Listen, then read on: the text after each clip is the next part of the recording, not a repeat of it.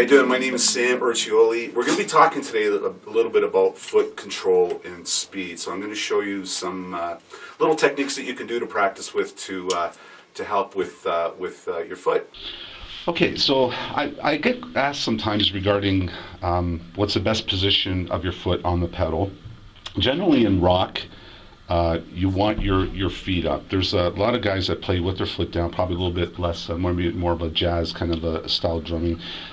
With rock, you do want to pivot your feet, right? So if you notice on here, my foot's about maybe an inch and a half away from the chain, and the heels are up. Creates a really nice pivot on your kit and really comfortable. I've never had a problem with a calf problem all these years of playing and stuff, and I think it's because it's just proper technique. So if you can get to the point where you're playing like that, it's very comfortable and it does create speed and control. One real basic exercise that you could do, it's really simple. It's just a combination of 16th notes, two alternate 16th notes followed by a double bass drum. And then I'll show you how you can incorporate it around the kit as well. So it's really simple. Try to play with the metronome. I'm not going to use one today only because I'm going to be doing different speeds at different times, okay? So really simple, and this is a great exercise that I do all the time. It really helps the speed. I'm going to start it really kind of slow and then just really kind of crank it for you. See what you think. All right, here we go.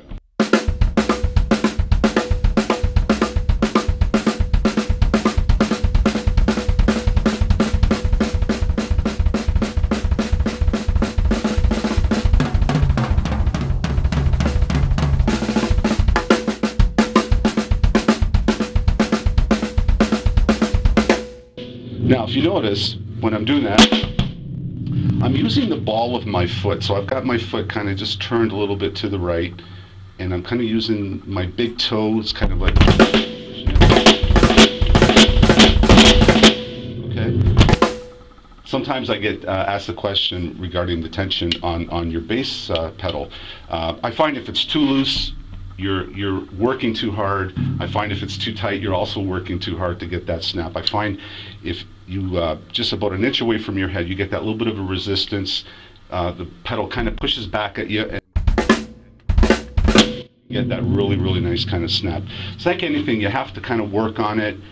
Make sure that the pedal is the right tension that you like, and the shots are clean. Like your playing is very clean. You don't want to kind of mumble through things. Okay.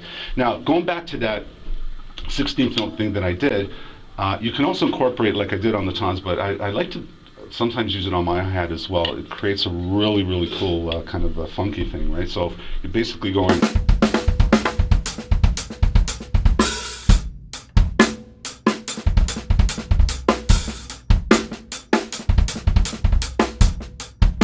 So I'm going basically from 16th to 32nd notes, because if I were to play that even with 16ths, it'd be.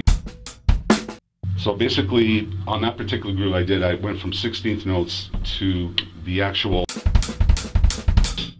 being 32nd notes, okay? So if I were to play that even with 16th notes, it'd be.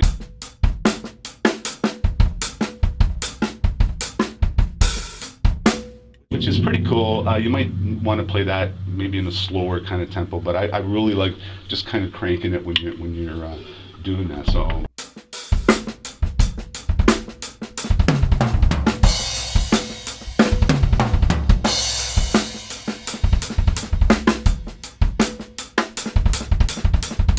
Really cool.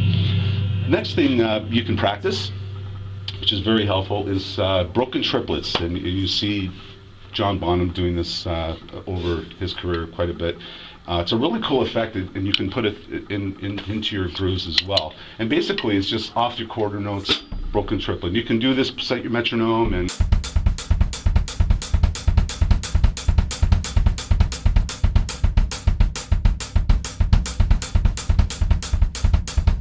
so what I like to do is I'd like to put a backbeat to it on the 3, just to kind of create a beat, so you kind of know how it sounds like.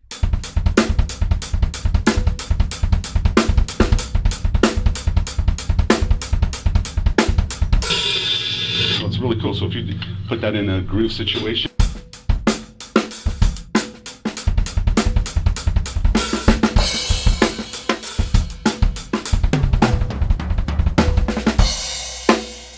the actual roll may not be that long. You can, of course, cut it down, but just to give you an idea. Another exercise I do is kind of like a broken 16th. So rather than going, I'm eliminating the snare drum.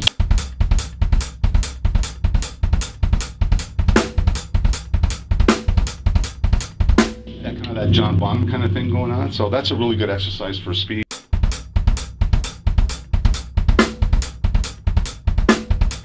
Of course, put a snare drum on maybe the 3, just gives you kind of a groove feel. What I also like doing is combining those two. That works out to be a really, really cool workout. So start off with the triplets, then you're going into your 16.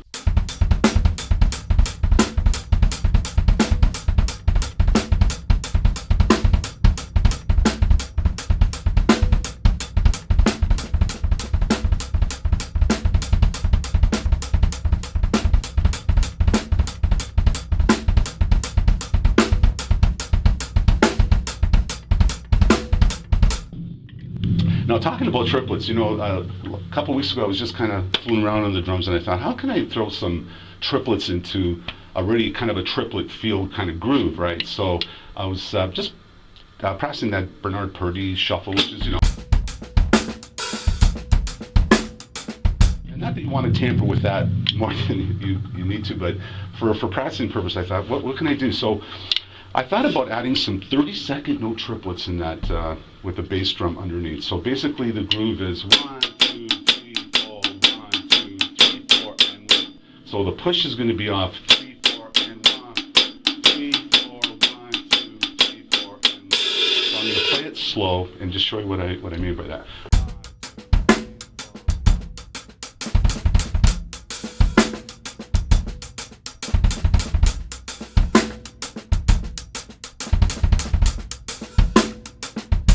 So it's off the 3 quarter notes, triplets.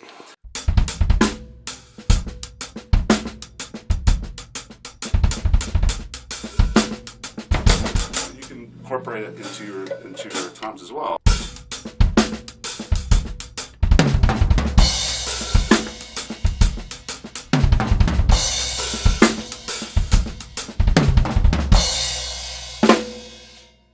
Now, also, there's what we call phrasing. So drummers have different names for it too, but it's when you combine basic 16th notes with your bass drum pedal as well. Whether you use 2 strokes, 4, 6, and you combine that, it sounds really, really cool. I'll just give you a couple examples. So if you take a 2, and of course in a 4-beat measure, there's 16th notes. If you write this out, like right, left, bass drum, 2 bass drums, just 1 E ended, 2 E ended. So when you play it, it sounds more difficult than it is, and it's not. If you write it out, you'll see that you can count the beats, right? So I'll start off with the double beat. You do 4, right?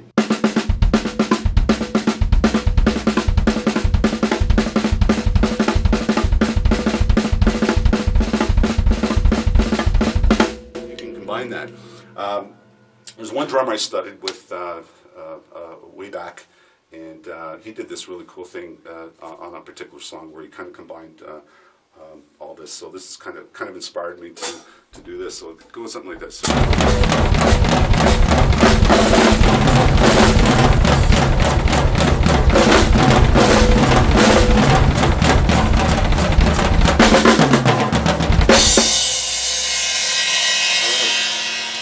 So guys, what can I tell you? Just practice. Take everything really slow, work on